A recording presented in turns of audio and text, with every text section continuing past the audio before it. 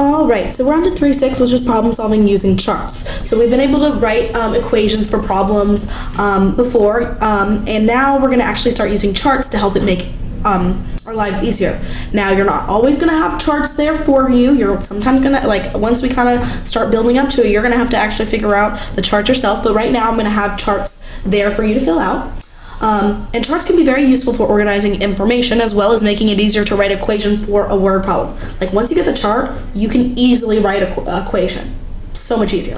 So I'm going to show you how to organize a chart for this. It's not even a problem, it's just how to set up a chart. It doesn't have a question, so therefore we're not answering anything. We're just filling out a chart. And actually for this problem, there's two ways to fill it out. It depends on what you label your variable. So I'm going to show you both ways. So it says a roll of carpet 9 feet wide is 20 feet longer than a roll of carpet 12 feet wide.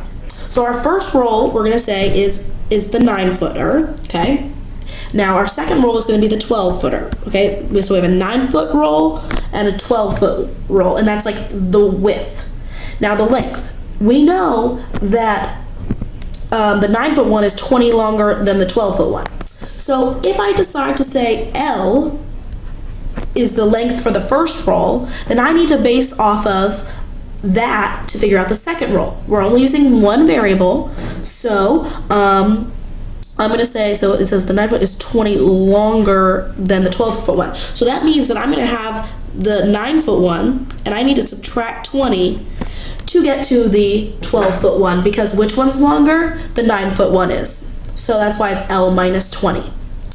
Now, again, there's another way to write it, okay? We still have the 9 and 12, still stays the same. But if we say that the length is the second roll, so we basically labeled that variable the second roll, we know that the 9-foot one is longer, so we know that we have to take the 12-foot one and add 20 to it. They would both help you solve the right answer, but the thing is, L is representing something different in each one. And that's why it's so important for you to label your variables. That's what I keep telling you. Label your variables. It could be right for one thing and wrong for another if you don't label correctly. So be careful with that. So now we're going to move on, and we're going to actually have a problem. So not only are we going to fill out the chart, but we're going to have to use it to write an equation. I should say write an equation, solve, and answer the question, okay? So I already have it for you. I actually have my equation up here. It says calories per fruit times the number of fruit will give you the total calories, and that's going to help us set up an equation. All right, so let's read the problem. A pear contains 30 calories more than an apple. 10 apples have as many calories as 7 pears. How many calories are in each? Well, number of fruit. We know that we have 10 apples. So right here, 10 apples. So I'm going to put 10 right here, number of fruit, 10. We have 7 pears, 7. And we know that those actually have the same amount of calories, right, with each other. Like if you have 10 apples and 7 pears, they're going to be the same amount of calories. Okay, so now I know that contains 30 more. So if I say that C represents the number of calories per apple, then I know the pear is 30 more. So I'm going to have to take C plus 30. Okay? Now, the key thing for y'all is that you're only going to be filling out these 4 from the problem. These 2 right here are going to come from what you have already written down.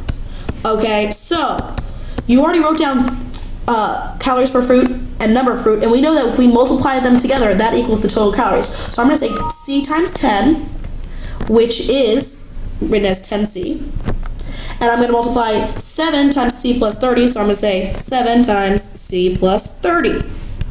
So the only way, so how I get this right here, that I get that from multiplying these 2 together. Multiply them equals that. That's the equation up there.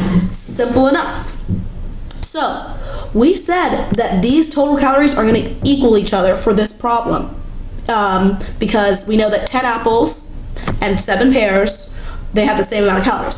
So the equation that I'm going to set up is I'm going to say 10C equals 7C plus 30. I know that because this is how many calories in a pear, in 7 pears. This is how many calories in 10 apples, and I know they equal each other. So now that I have the equation, I'm able to solve. So I'm going to distribute, so I have 10c equals 7c plus 210. Then I'm going to subtract 7c, get 3c equals 210, divide by 3, c equals 70. Okay? Now, what we have to go back to our chart to figure out, what does C represent? C represents the calories in an apple. So my question asks how many calories in each. So I'm going to say there's 70 calories in an apple. And then I need to figure out how many calories are in a pear. And I know if I take C, which is 70, plus 30, that's going to be equal my pear. So there's 100 calories in a pear. So that's our final answer, what it's asking. But when you have these kind of problems, you have to complete the chart for points, set up an equation, solve it, and answer the question. So make sure you have everything. There you go.